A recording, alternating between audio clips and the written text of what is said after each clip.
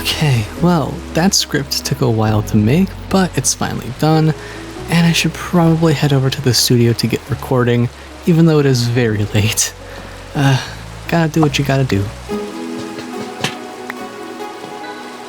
It is a nice night for it, even though it is raining, but I like the rain.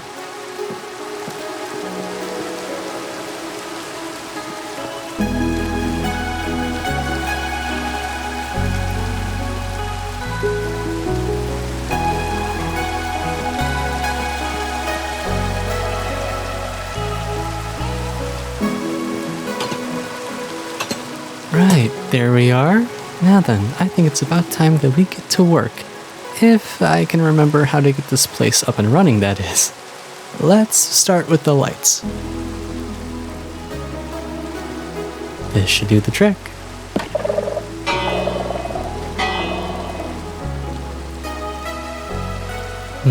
Oh, almost forgot. Can't forget one of these.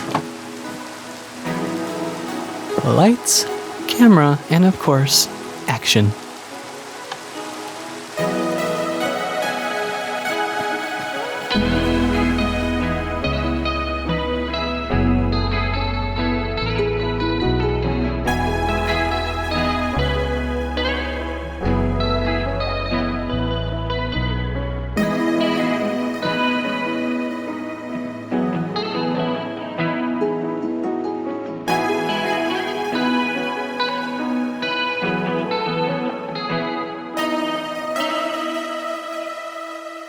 Hello everyone, it is your human Thork, and welcome back to the channel. Man, that was an intro. Also, that entire intro was because this entire video is about creativity and why you should use it, and everything creative and why it's a necessity. I don't know what this video is called yet, but it's something along those lines. And I thought, what better way to kick off that kind of video than with basically a short film. At least it kind of felt like I was making a short film, even though it was basically just a cinematic. And by the way, this is like the first time I'm using this kind of studio world for something that it's actually supposed to be used for, so that's cool. And I will give a tour of this, by the way, by the end of the video, so don't you worry about that. So if you want to hear me ramble on about why you need to be creative, stick around because we're gonna get into it. I got inspired to make this video about creativity because over the past, I don't know, I want to say roughly a week, I've been seeing multiple creators make videos talking about how the internet just doesn't feel the same and how to break free from it, and it just kind of resonated because yeah, I feel the same way. The internet kind of just feels shitty now. Like, no sugarcoating it. The internet as we knew it, or as we once knew it, or as that saying, the internet as we know it is completely changed, and has been changed for a long time. But I mean, that's to be expected, because like, you can't scroll for more than like a couple seconds without seeing something AI generated, it feels. Well, I mean, maybe a couple minutes, but I logged on to TikTok the other day just to scroll, and the first video I was met with was literally an AI video. Like, it is just getting shoved down every single avenue of content that there is. And I'm not saying anything revolutionary here. I'm not pointing out anything groundbreaking here by saying that AI is trash, and it's kind of exhausting. There's been tons of videos made about that, but I kind of want to gear this video towards the creators and the artists and the musicians and the everything. If you make anything, you're an artist, and I want to talk about that side of things a little bit more, because along with the sentiment of the internet is trash now, I've also been seeing artists, like full-time professional artists, just say that creativity also feels different. Like, it's very hard to be creative in an environment or a digital ecosystem that prioritizes and values AI. Oh, by the way, I've installed a couple mods. I don't know if I mentioned that, by the way, but I can do this now, and I can adjust the zoom. Part of what inspired this video as well. Yeah, it just kind of feels discouraging, I guess is the word, unmotivating, when you can work so ridiculously hard on a drawing, a piece of music, an animation, whatever, for days, weeks, if not months, and post it for it to get no traction, no views, and for you to scroll to the next video and it's something AI generated and it just has 10 times more likes than yours. And yeah, it sucks. So if anything is a takeaway from this video, you're not alone in feeling that it's so shit, right? But I want to go a little further beyond that, because there is still value in creating, and you should not stop making things just because it is discouraging. Whether it is a video or a drawing or a piece of music or whatever else you create, you should not stop creating when you get discouraged by AI. Instead, you should create 10 times more things to drown out AI. And I know that's easier said than done, of course, but if AI is going to dominate the internet, which, dead internet theory, like most of the content on AI, or online rather, is AI, you need to create a haven for your art. You need to, block out that bullshit, and you need to actually focus on what you're doing 10 times harder. And is that a little bit more difficult to do? Yeah, sure, but I feel like it's worth it at the end of the day. Also, introducing the other mod that I recently discovered existed, Flycam. I've seen so many creators use this in their videos and to do build things and cool things and creative things, and I finally found it, and it's amazing. It's so cool. I no longer have to go into creative mode to get a thumbnail of a build. I can just do this. And by the way, I also think, even though they are gorgeous, I think I'm going to disable these shaders for now, because it is tanking my frames. I'll turn them back on for this kind of stuff when we explore this. But yeah, I want to say that if you are frustrated with the state of creativity in the internet and AI, there are very cool and inspiring things still out there. For a quick example, one of the things that has been inspiring me recently is something called the indie web.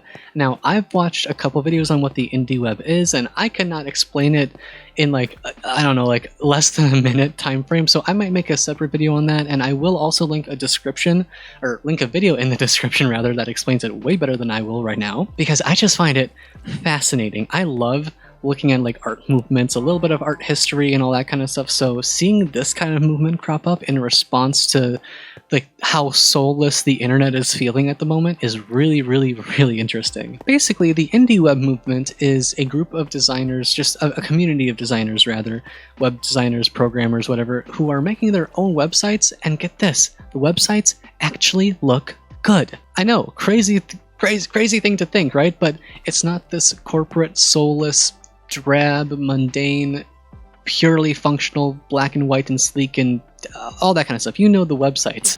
You've used them. We all use them. But these websites are insanity. They are insane sometimes. They are bright, hot pink mixing with yellow. They are just every single design principle thrown out the window and just doing their own thing kind of thing, if that makes sense. Again, I'm explaining this poorly right now, but go and look it up if you want to, if you're inspired by web development at all. Create a website. I have not yet, but you know what? Yeah, there's always time to learn. Basically, what I'm saying is make art, even if it's bad art. People are craving real human art. Make a short film, make a shitty drawing, make a horrible, silly piece of music and post it to somewhere.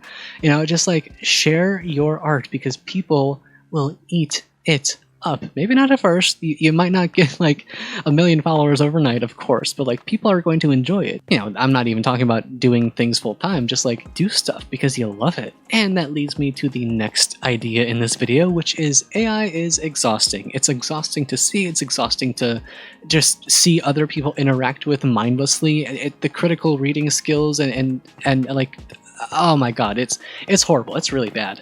But or critical thinking skills rather, I should say.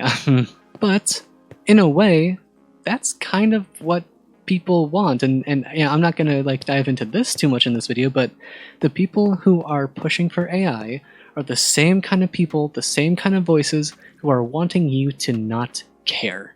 And caring is something that we should all be doing a lot right now, whether it be about world events, whether it be about local things going on.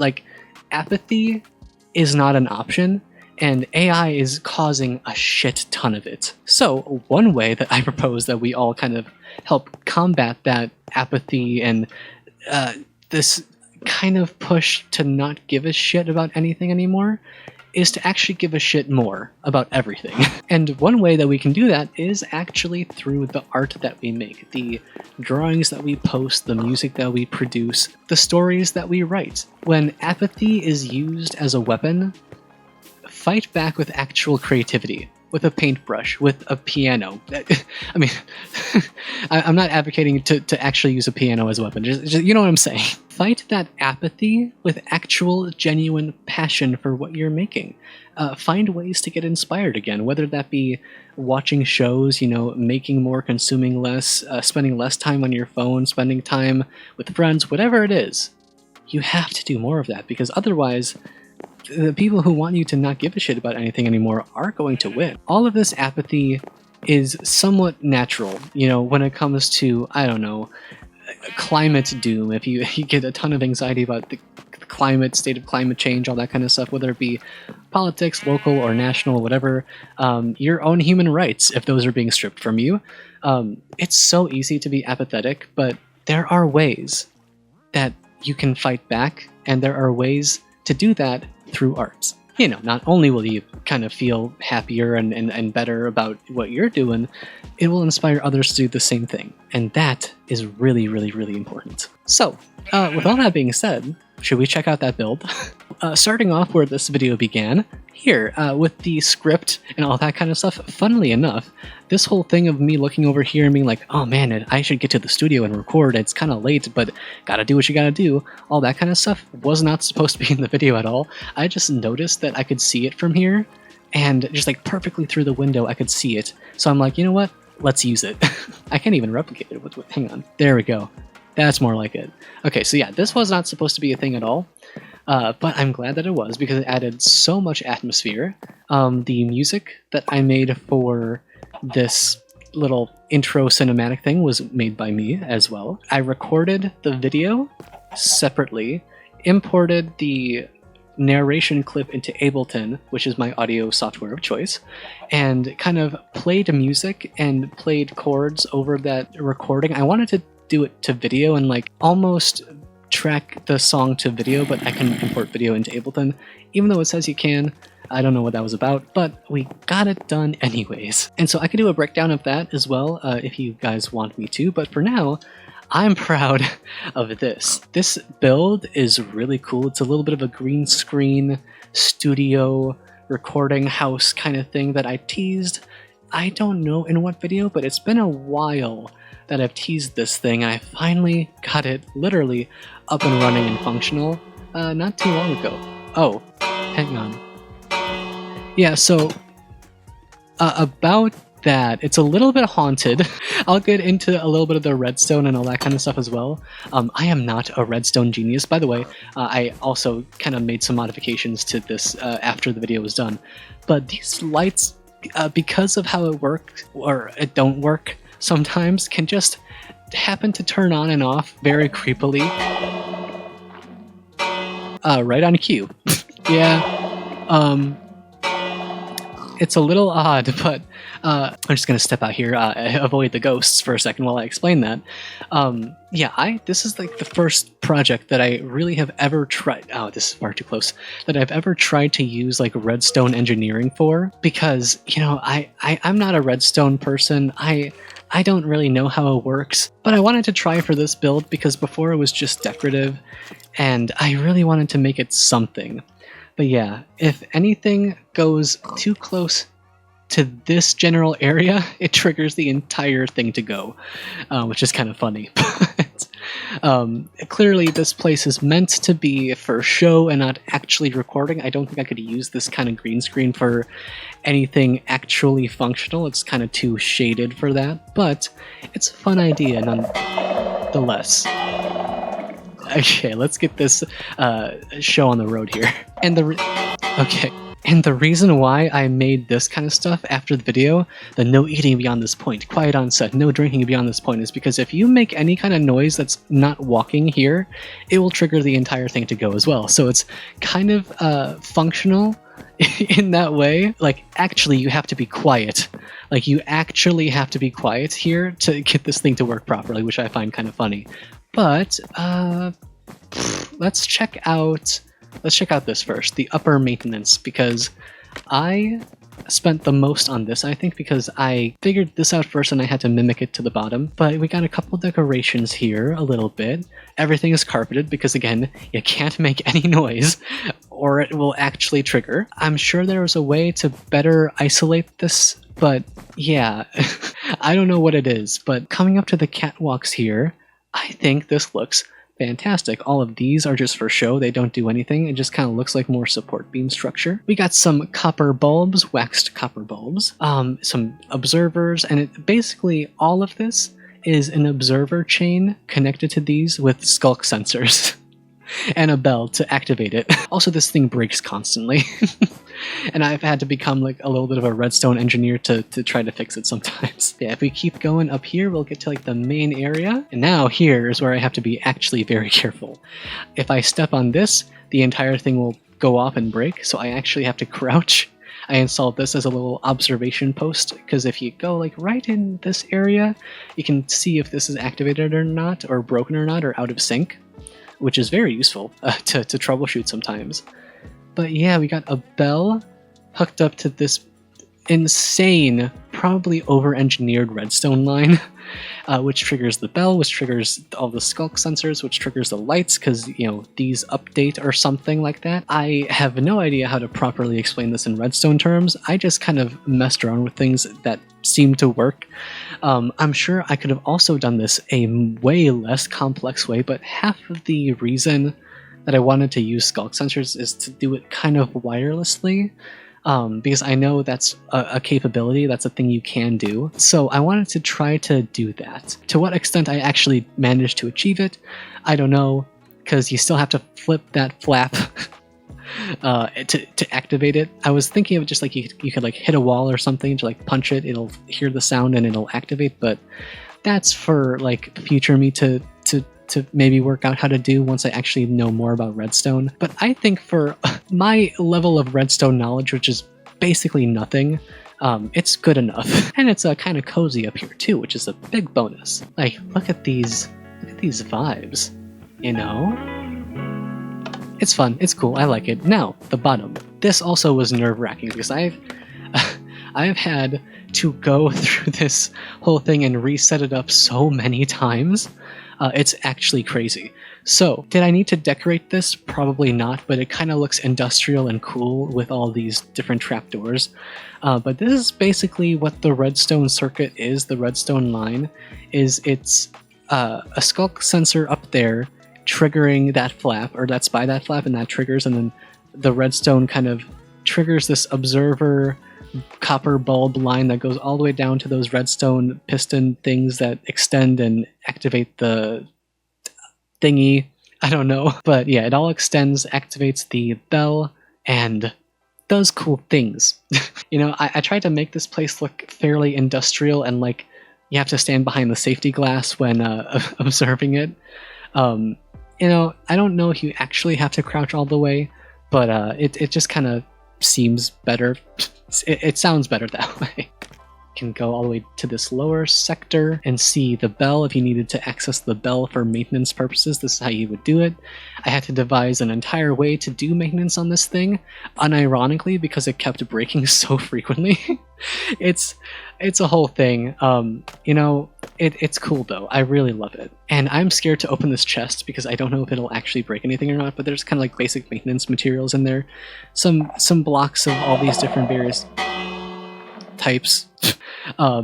Yeah, I'm gonna get out of the haunted basement. But I mean, it's pretty cool. And I don't know if you picked up on it, but how they kind of flash to life.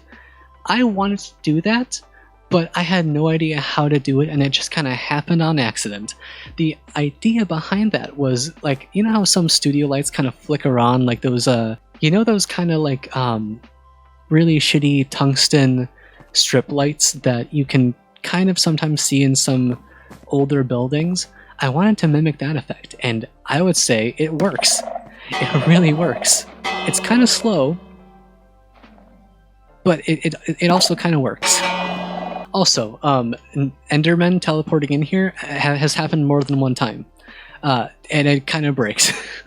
If you were wondering that, I don't know if anybody was, but now you know. So there's tons of design flaws in this. It's not perfect, but I'm very proud of it, and I'm happy that it works at all. I got very inspired by the idea of like using redstone as a way to not do like automatic farms or be like... This is a horrible thing to have when I get distracted so easily. Okay. Maybe I don't do this segment here. Maybe I go outside and let this haunted studio do its thing. But yeah, I got inspired by the idea that redstone doesn't have to be for like these ultra complex redstone farms and farming up thousands and thousands of items per hour and all that kind of stuff, which is really cool. You know, by the way, it's just not what I want to do with the redstone. One of the very specific examples of inspiration that I pulled from when making this build was actually from a video by Jake Kelton, and it was animating a fan, or what if like the fans that Mumbo used were actually animated and moving? That video, I don't know if you've seen it, but it's an amazing video, and it kind of inspired me and made me realize that you don't have to do the standard like redstone farms type stuff. You can actually do some pretty amazing things if you know how redstone works, which I don't, or I barely know how it works, enough to make this build at the very least. But that has only made me want to learn more. The fact that I don't know enough about redstone to make creative builds, you know, I think I could learn more about this kind of stuff. It seems pretty cool. And of course, I cannot forget this gorgeous fountain and water feature area. Like, huh? I mean, with shaders, it's gorgeous, but even without shaders, it's still pretty cool. It's pretty. You'd agree, right? It's nice. You know, it's small, it's not really that grand, but it's a great accent to the area, and perhaps a focal point. Yeah, I wanted something to like go in the back of this little set that I have here, and it's a good addition. I am way too close.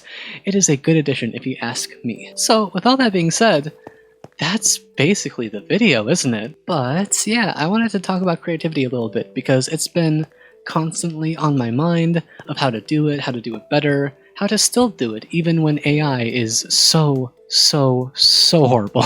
And also, I suppose this would be a good time to mention that I do actually plan on doing a lot more with redstone, not only like in creative builds like this, but also learning how it works, because I want to use this in survival. You know, I'm playing a mod pack right now, but survival vanilla is kind of my stuff. It's kind of where I feel most comfortable. So in whatever next big Minecraft update is, whatever next update happens or happens to be around, whatever it is, I want to incorporate a lot more redstone, and I have an idea for that. I'm still kind of jotting down ideas. Obviously, there's not a new Minecraft update yet, and I don't know when it's going to come out, but when it does, that is kind of what I want that series to be about currently. It may change, I don't know, but anyways, hope you guys enjoyed. If you liked this video or got anything out of it whatsoever, definitely be sure to leave a like, comment, share. All of that kind of stuff helps the algorithm more than you possibly know. And of course, subscribe to keep up to date with whatever we got going on. Modded, vanilla, or creative, I guess. And yeah, keep being you, keep being awesome, and we'll see you guys in the next episode. Or video, technically, because this is not an episode of anything. Anyways, much love.